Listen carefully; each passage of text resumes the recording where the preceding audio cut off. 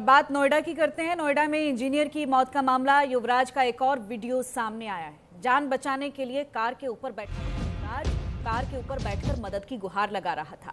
युवराज का एक और वीडियो सामने आया है। जान बचाने के लिए कार के ऊपर बैठा था युवराज, कार के ऊपर बैठकर मदद की गुहार लगा रहा था।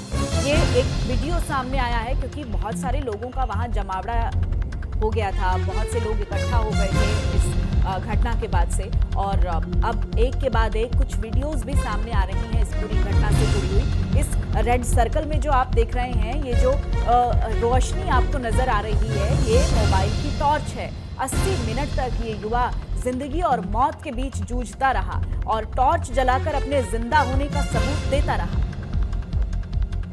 नोएडा इंजीनियर मौत मामले में अब ये एक ऐसा वीडियो सामने आ गया जिसने पूरे केस को झकझोर कर रख दिया। युवराज की कार में बैठी आखिरी वीडियो अब जांच का सबसे बड़ा सबूत मानी जा रही है। वीडियो में युवराज जिंदा है, लेकिन कुछ ही मिनटों में मौत उसका इंतजार कर रही है। यही वो आखिरी फुटेज है जिसके बाद युवराज की कार सीधे उस खूनी गड्ढे में समा जाती है, जहां ना कोई बैरिकेडिंग थी, ना चेतावनी बोर्ड और ना ही जिम्मेदार सिस्टम।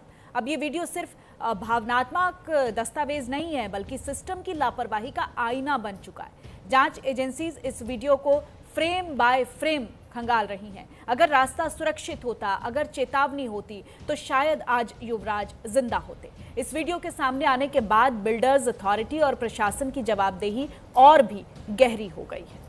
ये वीडियो देखिए जो आपके टीवी स्क्रीन पर है।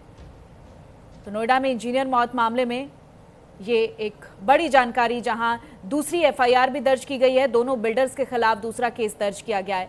5 लोगों के खिलाफ नामजद केस दर्ज हुआ है।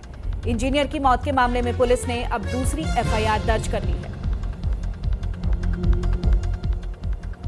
दूसरी एफआईआर में दोनों बिल्डर्स के खिलाफ दोबारा केस दर्ज किया गया, यानी अब जिम्मेदारी तय करने की कार्रवाई तेज हो चुकी है। सबसे अहम बात यह है कि इस नए मामले में 5 लोगों को नामजद आरोपी बनाया गया है। जांच का दायरा बढ़ा है और अब सिर्फ हादसा नहीं, लापरवाही, साजिश और जवाबदेही की भी जांच होगी। पहली एफआईआर के बाद उठे सवालों के बीच अब ये दूसरी एफआईआर साफ संकेत देती है कि प्रशासन और पुलिस पर दबाव है और मामले को हल्के में लेने की कोई गुंजाइश अब नहीं है। अब क्या इंजीनियर की मौत का सच पूरी तरह से सामने आएगा और क्या पीड़ित परिवार को इंसाफ मिलेगा, ये एक बड़ा सवाल है। फिलहाल जांच जारी है, लेकिन दूसरी एफआईआर के साथ ये तय हो गया है कि इस केस में अब कोई भी बच नहीं पाएगा।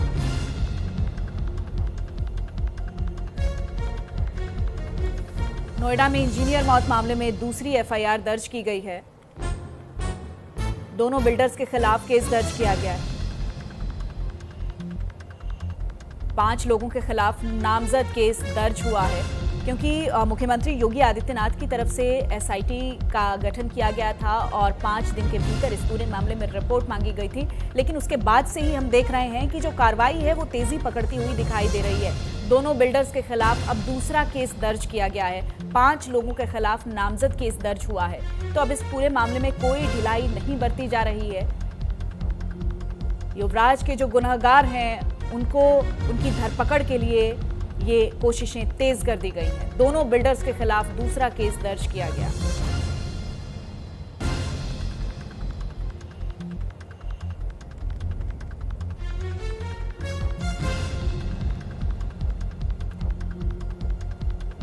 नोएडा अथॉरिटी सोती रही, युवराज लगातार मदद के लिए चिल्लाता रहा।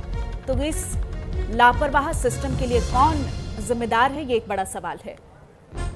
कंचन भारद्वाज मेरे सहयोगी ज्यादा जानकारी के साथ जुड़ गए हैं। कंचन, जब से हम देख रहे हैं एसआईटी का गठन हुआ है और एक प्रेशर जनरेट हुआ है एडमिनिस्ट्रेशन पर भी कि एक पूरी ट्रांसपेरेंसी के साथ इस पूरे मामले में कार्रवाई होनी चाहिए, उसके बाद से हम देख रहे हैं कि धरपकड़ तेज हो गई है। अब क्या नई जानकारी मिल रही है? देखिए सोनल, जब से मुख्यमंत्री योगी आदित्यनाथ ने इंजीनियर युवराज की हत्या की मौत के मामले में जो संज्ञान लिया है, उसके बाद एसआईटी का भी गठन कर दिया गया था। उसके बाद एसआईटी यहाँ पर खुद आई थी घटनास्थल पर, और उसके बाद जांच में तेज हो गई। साथ ही आपको बताने जाऊंगा, बीती रात जो है नॉलेज पार्क थाने में एक बार फिर जो है दूसरा मुकदमा दर्ज किया गया है। इसमें 5 नामजद आरोपी बनाए गए हैं।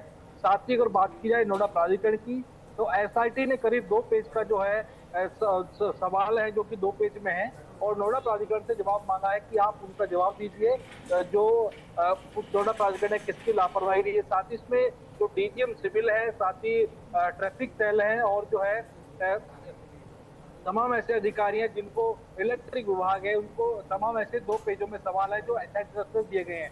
तो आज जो है नोएडा प्राधिकरण के जो अधिकारी हैं उन सवालों को जवाब एसआईटी को देंगे। साथ ही एसआईटी कल नोएडा भी आई थी और तमाम जो जांच है वो लगातार जारी, क्योंकि जिस तरीके से जो सूबे के मुख्यमंत्री योगी आदित्यनाथ है उन्होंने जो है 5 दिन का अल्टीमेटम दिया था कि 5 दिन के अंदर रिपोर्ट प्रेषित करे एसआईटी, उसको लेकर जांच में तेजी कर दी गई है। अगर बात की जाए वहाँ घटनास्थल की, तो वहाँ पर घटनास्थल पर जो है भारी संख्या में पुलिस फोर्स मौजूद कर दिया गया है। साथ ही पीएससी कंपनी तैनात कर दी गई है, क्योंकि आज सुबह जो है जो राहुल गांधी के आने की जो संभावना थी, क्योंकि राहुल गांधी जो युवराज के पिता हैं राजकुमार मेहता, उनसे मुलाकात करने की उनकी संभावना थी, इसको देखते हुए वहां पर जो है भारी संख्या में पुलिस फोर्स तैनात कर दिया गया था। साथ ही अगर बात की जाए, अभी हाल ही में एक अखिलेश यादव ने भी ट्वीट किया है। अखिलेश यादव का ट्वीट आया है कि मीडिया में बात को बताया है कि जिस तरीके से एक वीडियो वायरल हो रही है गुड़गांव की, एक शराब पीते हुए वीडियो वायरल हुई है जिसमें युवराज ड्रिंक करता हुआ नजर आ रहा है। कहीं ना कहीं उसको लेकर जो है अखिलेश यादव ने भी निशाना साधा है प्रशासन पर और कहा है कि चाहे उन्होंने ड्रिंक कर रखी हो कुछ भी हो, लेकिन बड़ी घटना यह है कि वो 1.5 से 2 घंटे सड़क पर, लेकिन उसको किसी तरह की सहायता न मिली। अखिलेश यादव ने सरकार पर निशाना साधा है। जी ठीक है, अब इस पूरे मामले पर राजनीति भी शुरू हो गई है। कंचन, बहुत बहुत शुक्रिया आपका तमाम जानकारी के लिए। आगे बढ़ते हैं। समाजवादी पार्टी के सांसद राजीव राय से न्यूज़ इंडिया की बातचीत हुई, जहां युवराज मेहता वाले केस पर उन्होंने कहा कि ये जो गड्ढा है, अंधेरी खाई दलदल में चित्कार उठती रही और प्रदेश की असली तस्वीर ये बयां कर रहा है। मेरी पूरी संवेदनाएं परिवार के साथ में है जिसने अपने बेटे को खोया है। ये सिस्टम की हकीकत है जो सरकार लूट का इस तरीके से अधिकारियों को चुनाव से पहले वसूली अभियान में लगाए हुए है। उसे सरकार में कहीं भी कोई भी किसी भी वक्त सुरक्षित नहीं है। और क्या कुछ कहा है उन्होंने, सुन बातें। हमारे साथ बातचीत करने के लिए समाजवादी पार्टी के सांसद राजीव राय साहब। राय साहब, युवराज मेहता का केस आपने सुना होगा, गौतम बुद्ध नगर का मामला है जहां पर एक युवा की गाड़ी जो है वो अंधेरे में और एक खुले हुए पानी के गड्ढे में गिर जाती है, जिसकी वजह से उसकी मौत हो जाती है। हालांकि इस पर राजनीति भी काफ़ी हो रही है और कई लोगों पर एफआईआर दर्ज की गई। ये वो गड्ढा, वो अंधेरा, वो खाई, वो दलदल, वो मौत, वो चीख, वो चित्कार उत्तर प्रदेश की असली तस्वीर को बयां करता है। मेरी पूरी संवेदना उस परिवार के साथ है जिसने अपने नौजवान बेटे भाई को खोया है। और ये सिस्टम की हकीकत है कि जो सरकार लूट खसोट में और अधिकारियों को चुनाव से पहले वसूली अभियान पर लगाया हो, वो सरकार में कहीं भी कोई भी किसी वक्त कोई भी इंसान सुरक्षित नहीं है। धन्यवाद। तो देखिए, यहाँ पर आप राजीव राय साहब को सुन लेते, समाजवादी पार्टी के सांसद है। कैमरा पर्सन सचिन के साथ मैं आंचल यादव, न्यूज़ इंडिया, दिल्ली।